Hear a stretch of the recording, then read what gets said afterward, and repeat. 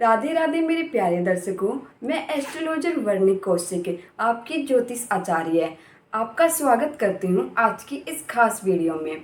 आज हम बात करेंगे एक ऐसे ग्रह के बारे में जिसे छाया ग्रह या माया का राजा या भ्रम का कारक भी कहा जाता है। हम बात कर रहे हैं राहु की। राहु के बारे में आज हम चर्चा करेंगे। राहु हमारे जीवन में कैसी कैसी चाल चलता है ये हम सब समझते हैं। जब हम उसकी स्थिति को अपनी कुंडली के 12 भावों में सही से समझेंगे, व्यक्ति आकर्षक हो सकता है, लोगों को अपनी ओर खींच सकता है, लेकिन उसके विचारों में भ्रम और असमंजस्य भी रह सकता है। कभी कभी ऐसा जातक आत्म केंद्रित होता है, उसे लगता है कि दुनिया उसी के चारों ओर इर्द गिर्द घूम रही है। अगर कुंडली में शुभ ग्रह के साथ हो राहु तो यहाँ बड़े बड़े नेता, फिल्म स्टार या पब्लिक फिगर भी बना सकता है, लेकिन नकारात्मक दशा में व्यक्ति भ्रमित, झूठ बोलने वाला या फर्जी पहचान बनाने वाला भी बन सकता है। चलिए बात कर लेते हैं अब सेकंड हाउस की। पहले हम बात करेंगे कि सेकंड हाउस किस चीज़ का कारक होता है। सेकंड हाउस हमारे धन का, कुटुंब का कारक होता है। यहाँ राहु वाणी, धन और परिवार को प्रभावित करता है। ऐसे लोग चतुर बोलने वाले भी हो सकते हैं। कभी कभी मीठी बातों से दूसरों को प्रभावित भी कर लेते हैं, लेकिन कई बार झूठ या चालाकी से धन कमाने की प्रवृत्ति भी दिखती है। परिवार से जुड़ाव और बचपन में संघर्ष या भावनात्मक दूरी भी संभव हो सकती है। चलिए बात कर लेते हैं अब थर्ड हाउस की। थर्ड हाउस हमारे पराक्रम का कारक होता है। राहु तीसरे भाव में साहस और संचार का स्वामी बन जाता है। ऐसे जातक बहादुर, जोखिम उठाने वाले और नवीन सोच वाले हो सकते हैं। मीडिया, मार्केटिंग, सोशल मीडिया में शानदार करियर बना सकते हैं। भाई बहनों से संबंध में उतार चढ़ाव संभव है, लेकिन राहु यहाँ बहुत सशक्त होता है। अगर सही दशा में हो तो ये व्यक्ति को सेल्फ मेड बना सकता है।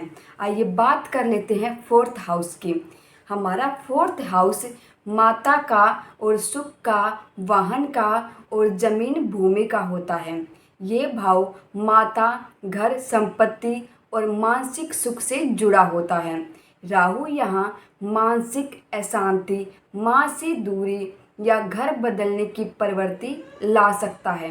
व्यक्ति बंगलों, ऐसे लोग जीवन में बंगलों, गाड़ियाँ और आराम की चीज़ों को पाने के लिए पीछे भागते हैं। कभी कभी अपनी शांति खोकर भी अगर चंद्रमा कमज़ोर हो तो मानसिक बेचैनी काफ़ी बढ़ सकती है। आइए बात कर लेते हैं फिफ्थ हाउस की। फिफ्थ हाउस हमारे संतान का होता है, लव लाइफ का होता है, बुद्धि का कारक होता है। राहु यहाँ प्रेम संबंधों में और संतान में और बुद्धि को प्रभावित कर सकता है। जातक रचनात्मक हो सकता है, लेकिन अभिनय या कला में रुचि होती है। लेकिन प्रेम में धोखा, संतान के कारण चिंता और मानसिक भ्रम संभव होता है। स्पेक्युलेटिव फील्ड जैसे शेयर मार्केट में तेज रुचि परंतु भ्रमित निर्णय हो सकते हैं। राहु यहाँ व्यक्ति को बहुत बुद्धिमान बना सकता है अगर बुध या गुरु का साथ मिले तो। आइए बात कर लेते हैं सिक्स्थ हाउस की। सिक्स्थ हाउस रोग, रिपु और ऋण का होता है। यह राहु का एक शुभ स्थान माना जाता है। यहाँ राहु शत्रुओं पर विजय दिलाता है, रोगों से लड़ने की ताकत देता है। ऐसा व्यक्ति लॉ, मेडिकल या सर्विस सेक्टर में सफल होता है, लेकिन कोर्ट केस, मुकदमेबाजी या छोटी छोटी बीमारियों की संभावना बनी रहती है। राहु अगर अकेला और मजबूत हो तो जातक को प्रॉब्लम सोल्व करने वाला बना देता है। चलिए बात कर लेते हैं अब सेवन्थ हाउस की। सेवन्थ हाउस हमारा विवाह का और पार्टनरशिप का होता है। राहु यहाँ वैवाहिक जीवन पर सीधा असर डालता है, विवाह में देरी करवा सकता है, पार्टनर से चीज़ें छुपाने वाला बन सकता है या अंतर्जातीय विदेशी विवाह का योग भी बनता है। व्यापारिक साझेदारी में भी धोखा या भ्रम हो सकता है। राहु यहाँ आकर्षक जीवन साथी दे सकता है, लेकिन विश्वास की परीक्षा जरूर लेता है। आइए बात कर लेते हैं एट्थ हाउस की। एट्थ हाउस मृत्यु और रहस्य का होता है। राहु आठवें भाव में गुणता और रहस्य, रिसर्च और अचानक परिवर्तन का कारक माना जाता है। ऐसे लोग तंत्र मंत्र, ज्योतिष या गुप्त ज्ञान में निपुण हो सकते हैं। जीवन में अचानक उन्नति या गिरावट दोनों एक्सट्रीम देखने को मिलेंगी। दुर्घटना, ऑपरेशन या मानसिक तनाव की संभावना बनी रहती है। यह स्थान व्यक्ति को आध्यात्मिक यात्रा पर भी ले जा सकता है।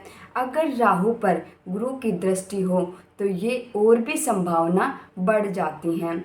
आइए बात कर लेते हैं अब नाइन्थ हाउस की। नाइन्थ हाउस हमारे धर्म का, लक का और फादर का होता है। राहु नौवें भाव में भाग्य, धर्म और पिता से जुड़ा होता है।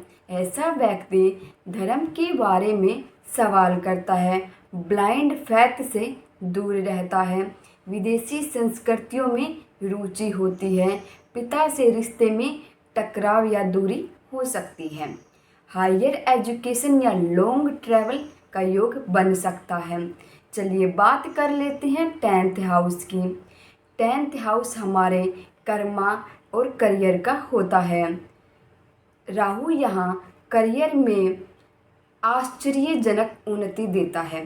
व्यक्ति बड़ी कंपनियां, राजनीतिज्ञ या टेक्नोलॉजी क्षेत्र में आगे बढ़ता है। समाज में नाम और शोहरत मिलती है। लेकिन अगर राहु नीच भाव में हो या पाप प्रभाव में हो तो बदनाम भी करवा सकता है। राहु यहाँ शॉर्टकट टू सक्सेस की चाह भी बढ़ाता है, जो जोखिमपूर्ण हो सकता है। आइए बात कर लेते हैं अब 11th हाउस की। 11th हाउस हमारा लाभ का और नेटवर्क का होता है। राहु 11वें भाव में बहुत अच्छा माना जाता है। व्यक्ति को बड़े बड़े सपने देखने की क्षमता मिलती है और उन्हें पूरा करने का जुनून भी होता है। बहुत सारे दोस्त, सोशल नेटवर्क और आर्थिक लाभ का योग बनता है, परंतु दोस्त धोखा दे सकते हैं या गलत संगति हो सकती है। राहु यहाँ इच्छाओं को बहुत बड़ा कर देता है, संतुष्टि कम होती है। आइए बात कर लेते हैं अब 12th हाउस की। यह भाव मोक्ष का और विदेश यात्राओं का होता है। यह भाव व्यय, नींद और विदेश और मोक्ष से जुड़ा होता है। राहु यहाँ व्यक्ति को विदेश भेज सकता है या वहीं बसने का योग भी बनाता है। नींद की परेशानी हो सकती है, अकेलेपन की भावना, मानसिक तनाव भी हो सकता है। राहु यहाँ व्यक्ति को आध्यात्मिक बना सकता है, लेकिन कई बार वह गलत मार्ग पर भी ले जा सकता है। ये था राहु का सभी 12 भाव में विस्तार पूर्वक विश्लेषण। अब आप खुद सोचिए, आपकी कुंडली में राहु कहाँ है और क्या आप उसके प्रभाव को महसूस करते हैं। राहु हमें भ्रम देता है, लेकिन अगर हम जागरूक रहे तो यही राहु हमें आत्मसम्मान और सफलता भी दे सकता है। बस ज़रूरत है समझदारी और सही मार्गदर्शन की। अगर आपको ये वीडियो पसंद आया हो तो लाइक करें, शेयर करें और सब्सक्राइब करना ना भूलें। कमेंट में ज़रूर बताएं आपकी कुंडली में राहु किस भाव में है और आपने क्या प्रभाव देखा है। मिलते हैं